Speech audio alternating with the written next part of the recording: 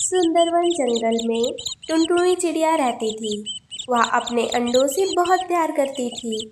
वह दिन भर अंडों के पास बैठी रहती थी और उनकी देखभाल किया करती थी। क्योंकि उसकी एक भी संतान नहीं थी, वह इसलिए अपने अंडों पर संतान आने के लिए दिन भर अंडों के पास बैठी रहती थी। इसी जंगल में एक दुष्ट चील रहा करती थी। वह जंगल के सभी पक्षियों से अंडे छीनकर खाया करती थी। इसलिए जंगल के सभी पक्षी अपना अपना अंडा छिपा कर रखते थे। टुनटुनी भी अपना अंडा छिपा कर रखती थी। मुझे अपने लिए खाना लेने भी जाना है, मैं अपने अंडों को छिपा कर चली जाती हूँ। तभी उसे चील देख लेती है। ए चिड़िया, जल्दी से मुझे अंडा दो, मुझे भूख लगी है। नहीं नहीं, मैं तुम्हें कोई अंडा देने वाली नहीं। अगर तुमने मेरे अंडे को हाथ भी लगाया तो मैं तुम्हारा बुरा हाल कर दूंगी। अंडा तो मैं लेके रहूंगी, मैं भी देखती हूँ कि तुम मुझे अंडा कैसे नहीं देती हो। चील टुनटुनी पर हमला कर देती है। टुनटुनी नीचे गिर जाती है। चील जैसे ही अंडे को उठाने वाली थी, टुनटुनी उस पर हमला करती है और चील को नीचे गिरा देती है। फिर टुनटुनी जल्दी से अपने अंडे को लेकर वहाँ से चली जाती है। मैं तुमसे बदला जरूर लूँगी, मैं तुम्हारा एक भी अंडा नहीं छोड़ूंगी। चील को मेरे अंडों के बारे में पता भी चल गया है, इसलिए मैं ये अंडे यहाँ पर नहीं छुपा सकती। मुझे अपने अंडे किसी को देखभाल के लिए देकर जाने होंगे। फिर टुनटुनी अपनी एक सहेली के पास जाती है और कहती है, बहन, मेरे ये अंडे अपने पास रख लो, मुझे खाना लेने जाना है। नहीं नहीं, मैं किसी के भी अंडे अपने पास नहीं रखती हूँ, किसी के भी अंडे अपने पास रखने से खतरा है। टुनटुनी अंडे लेकर वहाँ से चली जाती है। वो ढूंढती रहती है कि कोई उसे मिल जाए जो उसके अंडों की देखभाल कर ले। तभी वहाँ उसे एक कौवा दिखाई देता है। वो कौवे से कहती है, कौवे भाई, तुम मेरे अंडे अपने पास रख लो, मुझे अपने लिए खाना लेने जाना है। हाँ हाँ, लाओ, मेरे पास रख दो और तुम बेफिक्र खाना लेने चली जाओ। टुनटुनी कौवे के पास अपने अंडे रखकर खाना लेने चली जाती है। वो दिन भर अपने लिए खाना ढूंढती रही। फिर शाम को उसका पेट भर गया तो वापस वह अपने अंडों के पास आती है, लेकिन वहाँ उसे कौवा नहीं दिखा। अरे, ये कौवा कहाँ चला गया? चलो कोई बात नहीं, मैं अपने अंडे लेकर यहाँ से जाती हूँ। टुनटुनी अपने अंडे लेकर वहाँ से चली जाती है। वह अपने अंडे उठाकर रास्ते में जा ही रही थी कि थोड़ी देर बाद उसे चील आती नजर आती है और टुनटुनी डर जाती है। अगर तुमने मेरे अंडे को हाथ भी लगाया तो मैं तुम्हें नहीं छोड़ूंगी। तुम मेरा क्या बिगाड़ सकती हो? मैं तुम्हारा अंडा अभी छीनती हूँ। तभी चील ने टुनटुनी पर हमला कर दिया। अब मैं तुम्हारे सामने ही तुम्हारे अंडे खाऊंगी। चील अंडा फोड़ने की कोशिश कर रही थी, लेकिन वह अंडा नहीं फोड़ पाती है। क्यों टुनटुनी, ये अंडे इतने पक्के क्यों हैं? लगता है इन्हें बिना फोड़े ही खाना पड़ेगा। चील वो पत्थर के अंडे खाती है और उसकी मौत हो जाती है। लेकिन टुनटुनी समझ नहीं पा रही थी कि चील की मौत कैसे हो गई। तभी टुनटुनी पास जाकर देखती है। वह देखती है कि वो अंडे सच में पत्थर के थे। इसका मतलब कौवे ने मेरे असली अंडे अपने पास रख लिए और मेरे अंडों की जगह पत्थर के अंडे मेरे पास रख दिए। मैं कौवे के पास जाकर देखती हूँ, ज़रूर मेरे अंडे उसके पास होंगे। टुनटुनी कौवे के घर जाती है, लेकिन कौवा उसे वहाँ नहीं मिलता है। कौवा तो यहाँ नहीं है, इसका मतलब वो अंडे लेकर भाग गया। लेकिन वो कहाँ जा सकता है? टुनटुनी उसे बहुत ढूंढती है, लेकिन कौवा उसे कहीं नहीं मिलता है। वह थक कर एक पेड़ पर बैठ जाती है। तभी वहाँ एक चिड़िया आती है। बेटा, तुम इतनी परेशान क्यों हो, मुझे बताओ। टुनटुनी उसे सारी बात बताती है कि कैसे कौवा उसके अंडे हड़प कर भाग गया। मैं उस दुष्ट कौवे को अच्छे से जानती हूँ, मैं तुम्हें बता सकती हूँ कि वो अभी कहाँ मिलेगा। लेकिन तुम उससे अंडे वापस नहीं ले पाओगी, वो तुम्हें अंडे वापस नहीं देगा। वो चिड़िया टुनटुनी को अपने साथ ले जाती है। वहाँ कौवा अंडे को खाने की पूरी तैयारी कर रहा था। बेटा, तुम एक काम करो, यहाँ से कुछ दूरी पर पत्थर के अंडे मिलते हैं। तुम यहाँ जाकर पत्थर के अंडे ले आओ और इस अंडे के पास वो पत्थर के अंडे रख दो। फिर तुम अपने अंडे उठा लेना। टुनटुनी अंडे ढूंढने जाती है। उसे पत्थर के अंडे मिल जाती है। वो अंडे उठा लाती है और वहाँ अपने अंडे लेकर पत्थर के अंडे रख देती है। टुनटुनी वो अंडे लेकर अपने घर आ गई। फिर उन अंडों से 2 छोटे छोटे बच्चे निकलते हैं। टुनटुनी और उसके बच्चे सब खुशी से साथ में रहने लगे। गोरी कवि के घर पे आज अनाज खत्म हो गया था। बेटा, घर में एक भी दिन का खाना नहीं बचा है, क्या करें हम? माँ, हम रानू चिड़िया के घर चलते हैं, वह हमें ज़रूर खाना देगी और इस मुश्किल वक्त में हमारी मदद भी करेगी। फिर गोरी और उसका बेटा दोनों रानू के घर चले जाते हैं खाना खाने के लिए। चिड़िया चिड़िया, हमारे घर पर खाना खत्म हो गया है। कल सुबह तो हम जंगल से खाना ले आएंगे, परंतु अब तुम मुझे खाने के लिए कुछ दे सकती हो क्या, जिससे हम अपनी पेट की भूख को शांत कर सकें? गोरी कवि, मेरे घर में भी एक ही समय का खाना बचा था, वो भी मेरे बच्चों ने खा लिया। अब मेरे पास खाने के लिए कुछ भी नहीं बचा है। फिर तो हमें अभी जंगल जाकर खाना लाना पड़ेगा, नहीं तो मेरा बच्चा भूख के मारे मर जाएगा। चलो, हम अभी जंगल चलते हैं। ठीक है गोरी, हम खाना खाने के लिए अभी जंगल चलेंगे। आज मुझे मिट्ठू और कबूतर भी मिले थे। वह कह रहे थे उनके घर पर भी खाना नहीं बचा है।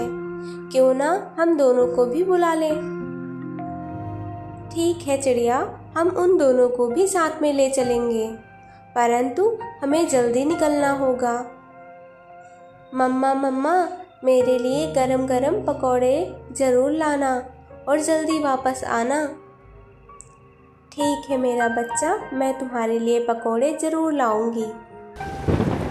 तभी अचानक से तेज़ बारिश आ जाती है, मगर आज तो उन्हें जाना ही था, क्योंकि उन सबके घर पर खाना खत्म हो चुका था। और गौरी रानू दोनों कबूतर के घर जाती हैं। अच्छा ही हुआ मिट्ठू जो तुम हमें यहाँ मिल गए। कबूतर के बाद हम तुम्हें भी बुलाने जाने वाले थे। अब कबूतर को जल्दी से बुला लो, हमें देर हो रही है और ऊपर से मौसम भी बहुत ख़राब हो चुका है। तभी कबूतर भी वहाँ पे आ जाता है और वे सब भोजन की तलाश में चले जाते हैं। कुछ समय बाद वो एक स्थान पर रुक जाते हैं। मुझे अमरूद की खुशबू आ रही है, ज़रूर अमरूद का पेड़ कहीं आसपास ही है। फिर वे सब तोते के पीछे पीछे उड़ते हैं। पुराने कुएं के पास किनारे पर एक अमरूद का बड़ा पेड़ लगा हुआ था, जिस पर पके हुए ढेर सारे अमरूद लदे थे। फिर वह सब अमरूद तोड़कर अपनी अपनी टोकरी में रख लेते हैं और वापस उसी रास्ते में उन्हें चील वाली ढाबे मिलती हैं और चील उन्हें रोक लेती है। अब यह पकौड़े अपने बच्चों के लिए लिए जाओ, अब रात भी होने वाली है और इतनी बारिश में कौन भला घर से बाहर निकलेगा। फिर चील बचे हुए पकौड़े पक्षियों में बांट देती है। बच्चे खिड़कियों में बैठे हुए अपनी माँ पापा का इंतज़ार कर रहे थे। फिर गोरी और चिड़िया सुरक्षित घर पहुँच जाती हैं और अपने अपने बच्चों को भोजन दे देती हैं। भोजन देखकर बच्चे खुश हो जाते हैं और चिल्लाने लगते हैं। हरी भरी घाटी में एक बड़ा सा पेड़ था, जिसमें टूनी चिड़िया का परिवार रहता था। टूनी मेहनती और ईमानदार थी। उसके घोंसले में उसके 2 नन्हे मुन्ने बच्चे रहते थे जिन्हें वह बहुत प्यार करती थी। वह हर दिन दूर दूर तक उड़कर दाना पानी लाया करती थी और अपने बच्चों को खिलाती थी। उसी पेड़ की ऊपर वाली डाल पर कालू कौवा और उसका परिवार रहता था। कालू और उसकी पत्नी दोनों ही बहुत चालाक थे और मेहनत करने के बजाय दूसरों की चीज़ें चुराने में विश्वास रखते थे। उनके 2 बच्चे भी थे, लेकिन वे उनके लिए कभी मेहनत नहीं करते थे, बल्कि टूनी जैसी मेहनती चिड़ियों का दाना चुरा कर लाते थे। एक दिन टूनी सुबह सुबह उड़कर पास के खेत से कुछ दाने लेकर आई और अपने बच्चों को खिलाने लगी। तभी कालू चुपके से नीचे उतरा और कुछ दाने चुराकर अपने घोंसले में ले गया। यह रोज़ रोज़ का काम था। टूनी समझ गई थी कि कोई उसके दाने चुरा रहा है, लेकिन वह कुछ कहती नहीं। एक दिन टूनी ने सोचा, अगर मैं इस कौवे की चोरी को रोक सकूं, तो यह खुद मेहनत करना सीख जाएगा। उसने एक योजना बनाई। अगली सुबह टूनी ने अपने घोंसले के पास कुछ लाल मिर्च रख दिए और बाकी के दाने अपने बच्चों को खिला दिया। कौवे ने सोचा यह भी खाने लायक होंगे और बिना देखे ही मिर्च के बीज चुराकर अपने घोंसले में ले गया। जब कौवे के बच्चे ने वो मिर्ची खाई तो उसकी चोंच जलने लगी। वे ज़ोर ज़ोर से चिल्लाने लगे। कौवा और उसकी पत्नी घबरा गए। तभी टूनी ने पेड़ की डाल से हंसते हुए कहा, कालू, मेहनत करना सीखो। चोरी से किसी का भला नहीं होता है। अगर तुम खुद दाने लाते तो तुम्हारे बच्चों को यह परेशानी झेलनी नहीं पड़ती। कालू को अपनी गलती का एहसास हुआ। उसने शर्मिंदा होकर कहा, तुम सही कह रही हो टूनी, मैं अब से मेहनत करूँगा और किसी का भोजन नहीं चुराऊँगा। अगले दिन से कालू और उसकी पत्नी दोनों खेतों में उड़कर दाना लाने लगे। धीरे धीरे उन्होंने मेहनत करना सीख लिया। अब वे ईमानदारी से अपने बच्चों को भोजन खिलाने लगे। टूनी चिड़िया बैठी अपनी रोटी का टुकड़ा खा ही रही थी कि तभी वहाँ पे गोरी कौवी आ जाती है और टुनटुनी चिड़िया का रोटी का टुकड़ा लेकर भाग जाती है। रुको रुको मनहूस गंदी कौवी, तुमने मेरी रोटी का टुकड़ा छीन लिया। तुम बहुत बुरी हो। मगर गोरी कौवी टुनटुनी की कोई बात नहीं सुनती है और वहाँ से भाग जाती है। कालू जी, मैं टुनटुनी चिड़िया से रोटी छीन कर लाई हूँ। अरे वाह, रोटी तो मुझे खाए हुए कितने ही महीने हो गए। कालू कौवा खुशी के मारे उछलने लग जाता है। कालू जी, मैं बहुत दूर से भाग के आई हूँ। मुझे बहुत जोरों की प्यास लगी है। मैं ज़रा नदी से पानी पी आऊँ, तब तक आप मेरी रोटी का ध्यान रखना। गोरी कौवी नदी से पानी पीने चली जाती है। गोरी को कौन सा पता चलेगा, थोड़ी सी रोटी खा ही लेता हूँ। ऐसा कहते हुए कालू कौवा रोटी खाने लग जाता है। खाते खाते उसे तो पता ही नहीं चलता कि कब उसने सारी रोटी खा ली। थोड़ी ही देर बाद गोरी कौवी भी वहाँ आ जाती है। कालू जी, मेरी रोटी कहाँ है? गोरी, मुझे जोरों की भूख लगी हुई थी, मुझसे गलती हो गई, मैंने तो सारी रोटी खा ली। मैं इतनी मुश्किल से टुनटुनी चिड़िया से वह रोटी छीन कर लाई थी कि हम दोनों मिल बांट कर खाएंगे, और आपने तो सारी रोटी अकेले ही खा ली। मगर गोरी, मैं जब पिछली बार मिट्ठू तोता से अमरूद छीन कर लाया था, तब तो तुमने पूरा अमरूद अकेले ही खा लिया था। गोरी गुस्से में बोलती है, नहीं, मैंने नहीं खाई थी। वह गुस्से में पास में पड़ा बेलन उठाकर कालू के सर पर मारने लगती है। कालू कौवा बेहोश होकर नीचे गिर जाता है। गोरी को लगा कि कालू कौवा मर गया है। गोरी कौवी रोने लग जाती है। उठो कालू जी, उठो, मैंने तो आहिस्ता से मारा था। उठो कालू, उठो। कालू कौवी भागी भागी टुनटुनी के पास जाती है। टुनटुनी बहन जल्दी आओ, देखो मेरे कालू जी को कुछ हो गया है। चल चल भाग यहाँ से, तुमने मेरी रोटी क्यों छीनी थी दुष्ट कौवी। टुनटुनी उसी रोटी की वजह से तो मेरा पति मर गया है। टुनटुनी चिड़िया गुस्से में वहाँ से चली जाती है। कौवी दौड़ी दौड़ी कबूतर के पास जाती है। कबूतर जल्दी चलो मेरे साथ, देखो तुम्हारे भाई कालू भाई को कुछ हो गया है, वह बोल नहीं रहा है। फिर कबूतर जल्दी से गोरी कौवी के साथ जाता है। गोरी चुप कर जाओ, कालू अब कभी वापस नहीं आएगा, कालू तो मर गया है, रोटी खाकर पानी ही पिया था मेरे कालू ने, मेरे कालू को क्या हो गया।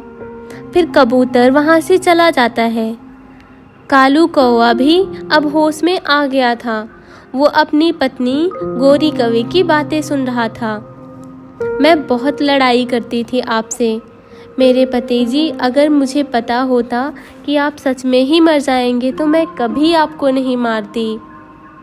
गोरी कौवी कालू को एक टोकरी में रखकर नदी में बहाने ले जाती है। कालू कौवे को मरा हुआ समझकर गोरी कौवी जैसे ही नदी में बहाकर वापस आने लगती है, कालू कौवा झट से उड़कर एक पास वाले पेड़ पर बैठ जाता है। अरे वाह, जिंदा रहने से अच्छा है मर जाना, कम से कम मेरी पत्नी मेरा इज्जत तो करती है। इतने प्यार से तो कभी भी गोरी ने मुझसे बात नहीं की। आज तो मेरा अंगूर खाने का बहुत मन हो रहा है, चलो हम पास वाले जंगल में जाकर अंगूर खाते हैं। लेकिन गौरी बहन, आपको तो पता है कि अंगूर के बाग का मालिक तो वो चील है। हाँ, तो हम चोरी करके अंगूर खा लेंगे और उसे पता भी नहीं चलेगा। नहीं गौरी बहन, चील की नज़र तो बहुत तेज होती है, मैं वहाँ नहीं जाऊँगी और आप भी वहाँ मत जाना। चलो गौरी बहन, मैं चलती हूँ, मुझे अनाज ढूंढने जाना है। फिर गुड़िया वहाँ से चली जाती है। यह चिड़िया तो मुझे डरा रही है, मेरा तो अंगूर खाने का बहुत मन हो रहा है और मैं तो ज़रूर जाऊँगी और पेट भर के अंगूर खाऊंगी और कुछ अंगूर तो अपने साथ भी ले आऊँगी।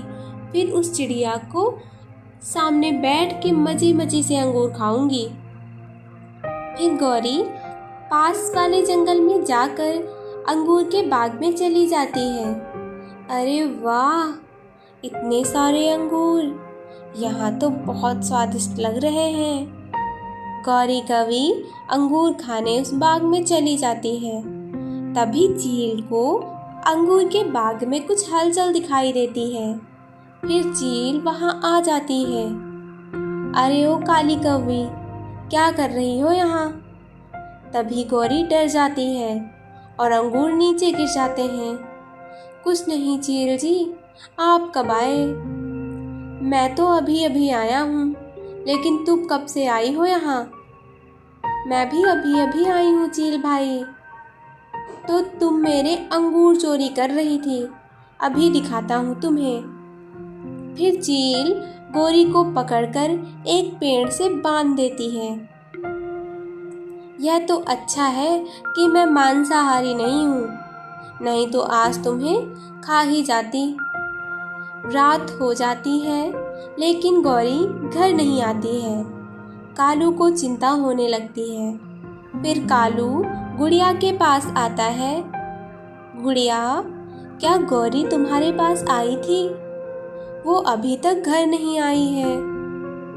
हाँ कालू भैया, वह सुबह मेरे पास आई थी। वो मुझे कह रही थी कि पास वाले जंगल में अंगूर खाने चलते हैं, लेकिन मैंने मना कर दिया था और मैंने बोला था कि वहाँ मत जाना। हे भगवान, मतलब गौरी उस चील के हाथ लगी है। गुड़िया चलो, हमें जाकर देखना चाहिए। चलो कालू भाई। फिर कालू और गुड़िया पास वाले जंगल में जाते हैं। तो गौरी एक पेड़ से बंधी हुई होती है। कालू भैया, वो देखो गौरी वहाँ है, चलो। फिर कालू और गुड़िया वहाँ आ जाते हैं। कालू जी बचाओ मुझे, मैं मर जाऊंगी, जल्दी बचाओ। गौरी की आवाज़ सुनकर चील भी वहाँ आ जाती है। क्या चल रहा है यहाँ और कौन हो तुम? चील भाई, आप कृपा करके गौरी बहन को छोड़ दो, हम फिर से इस इलाके में कभी नहीं आएंगे। थोड़ी देर सोचने के बाद चील कहता है, मैं इस गौरी कवि को छोड़ दूंगा, लेकिन तुम्हें मेरा एक काम करना होगा। तुम्हें मेरे ये सारे अंगूर बेचकर उससे जो पैसे मिलेंगे वो मुझे देने होंगे। ठीक है चील भाई, हम ये अंगूर बेचेंगे और सारे पैसे आपको देंगे।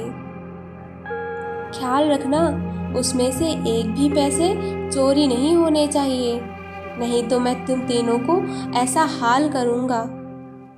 गुड़िया, लेकिन हम ये अंगूर बेचेंगे कहाँ? कालू भैया, हम ये अंगूर अपने जंगल जाके बेचेंगे। अब तो छोड़ो मुझे, मेरे पंख दर्द हो रहे हैं। सुबह हो जाती है। गुड़िया और कालू और गोरी सभी अंगूर अपने जंगल ले जाते हैं। चील भी उनके पीछे पीछे आती है और देखकर पीछा करती है। अंगूर देखकर जंगल के सारे पक्षी खुश हो जाते हैं और बारी बारी पंछी अंगूर खरीदने आते हैं। यह देखकर चील तो बहुत खुश हो जाती है, और अंगूर तो बहुत अच्छे हैं। हाँ तोते भाई, तुम तो और भी खरीद सकते हो। शाम तक सारे अंगूर बिक जाते हैं। कालू, गुड़िया और गोरी पैसे लेकर चील के पास आते हैं और सारे पैसे चील को दे देते हैं। चील भाई, ये लो आपके पैसे। फिर चील खुशी से कहता है, हमारे जंगल में तो बहुत सारे अंगूर थे, इसीलिए कोई खरीदता नहीं था, लेकिन तुम तीनों की वजह से आज मेरे अंगूर बिक गए हैं और मुझे अच्छा खासा मुनाफा हुआ है। तुम तीनों इसमें से कुछ पैसे रख लो और आपस में बांट लो। और हाँ, अंगूर खाने का मन करे तो मेरे पास ज़रूर आना। फिर चील वहाँ से निकल जाती है।